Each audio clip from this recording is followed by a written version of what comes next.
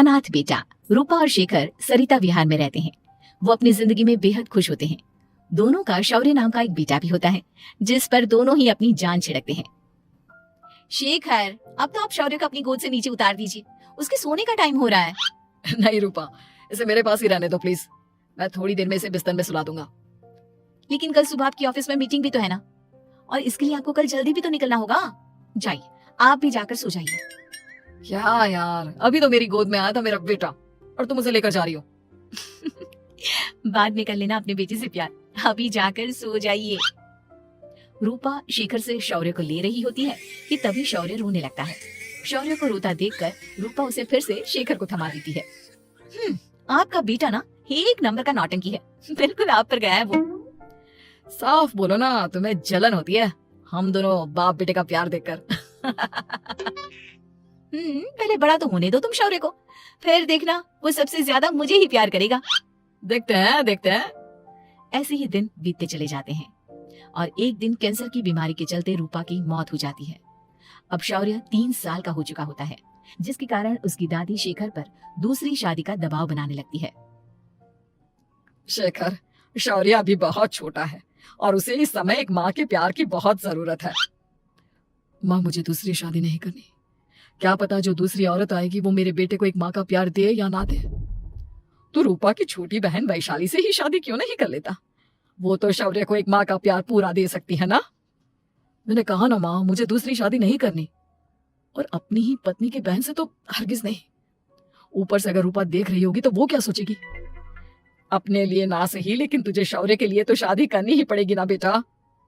शेखर कुछ कहता उससे पहले ही अंजुमन उसे रूपा की कसम दे देती है, जिसके आगे मजबूर होकर शेखर शादी के लिए हामी भर देता है। देखो वैशाली, मैंने तुमसे शादी सिर्फ अपने बच्चे के लिए की है। मैं चाहता हूँ कि तुम उसे एक माँ का भरपूर प्यार दो। शौर्य, आपके साथ साथ मेरा भी कुछ लगता है। अगर आप मुझसे शादी नहीं भी करते तब भी मेरा प्यार शौर्य के लिए कभी कम या ज्यादा नहीं होता। शादी के कुछ दिनों बाद ही शेखर की माँ की भी मौत हो जाती है। वैशाली शौर्य को एक माँ से भी बढ़कर प्यार देती है। शौर्य को लेकर वैशाली का यूं निस्वार्थ प्यार देखकर शेखर को भी उससे प्यार हो जाता है और कुछ सालों बाद शेखर और वैशाली का भी लड़का हो जाता है। लेकिन इसके बाद वैशाली का शौर्य को लेकर बर्ताव बदलने लगता है। वैशाली, मैं देख रहा हूँ तुम आजकल शौर्य का जरा भी ध्यान नहीं रख रही हो। मुझे पता नहीं था कि आदित्य के होने के बाद तुम इतना बदल जाओगी। आदित्य मेरा अपना सगा खून है और शौर्य दीदी का, फिर मैं दोनों में अंतर कैसे नहीं करूं? माँ भले ही दोनों के अलग अलग है, लेकिन पिता तो एक है ना। अगर मुझे पहले पता होता कि तुम इतनी जल्दी बदल जाओगी तो मैं कभी तुमसे शादी ही नहीं करता। हाँ, तो किसने कहा था आपसे मुझसे शादी करने के लिए? मैं थोड़ी ना आई थी आपके पास, आपकी माँ ही आई थी मेरे घर आपका रिश्ता लेकर। वैशाली, मुझे तुमसे ऐसी उम्मीद नहीं थी। गुस्से में शेखर अपना पैर पटकता हुआ शौर्य को वहाँ से लेकर चला जाता है। पापा, मम्मा मुझसे प्यार क्यों नहीं करती? क्या मैं उनका सगा बेटा नहीं हूँ इसलिए मुझसे प्यार नहीं करती? मम्मा नहीं करती तो क्या हुआ बेटा, पापा तो करते हैं ना आपसे प्यार।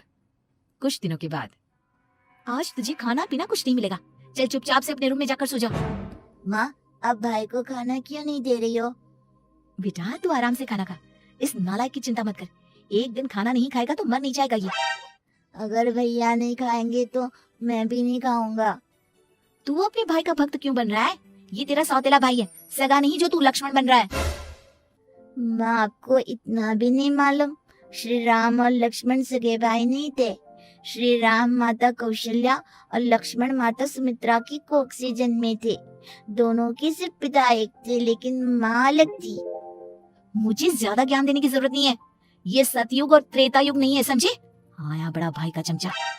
इतना कहकर वैशाली वहाँ से चली जाती है, जिसके कुछ टाइम बाद शेखर वहाँ आता है और आदित्य उसे सारी बात बताता है। मुझे माफ कर दो शौर्य, तुम्हारी माँ के जाने के बाद मुझे दूसरी शादी का फैसला करना ही नहीं चाहिए था। अगर मैं दूसरी शादी नहीं करता तो शायद आज तुम्हारी ये हालत ना होती। नहीं पापा, अगर आप शादी नहीं करते तो मुझे आदित्य जैसा छोटा भाई कभी नहीं मिलता। थैंक यू मुझे इतना अच्छा भाई देने के लिए। तुम दोनों हमेशा ऐसे ही साथ रहना, फिर कोई भी तुम दोनों का कुछ नहीं बिगाड़ पाएगा। चलो, मैं तुम दोनों को आइसक्रीम खिला के लाता हूँ, बहुत भूख लग रही है ना। शेखर शौर्य और आदित्य को आइसक्रीम दिलाने लेकर जाता है। वो दोनों को पार्क में खड़ा करके आइसक्रीम लेने जा ही रहा होता है, तभी तेज रफ्तार से आती हुई एक गाड़ी उसे कुचल देती है और उसी पल शेखर की मौत हो जाती है, जिसके बाद शौर्य की जिंदगी नर्क से भी बदतर हो जाती है। सुन रहे चिरकुट, इस घर के किसी भी सामान को मेरी मर्जी के बगैर हाथ मत लगाना। इन सब पर अब तेरा कोई हक नहीं है, समझा? ठीक है माँ, मैं आपकी इजाजत के बगैर किसी चीज को हाथ नहीं लगाऊंगा। चल जाकर अब पूरे घर की सफाई कर। महज 7 साल का शौर्य वैशाली के कहने पर अपने नन्हे नन्हे हाथों से पूरे घर की सफाई करने लगता है। ऐसे ही दिन बीतने लगते हैं, लेकिन मासी से माँ बनी वैशाली को उस मासूम से बच्चे पर जरा भी तरस नहीं आता। क्यों शौर्य, ये घर में इतनी गंदगी कैसे हो रही है? ढंग से सफाई नहीं की है क्या तूने?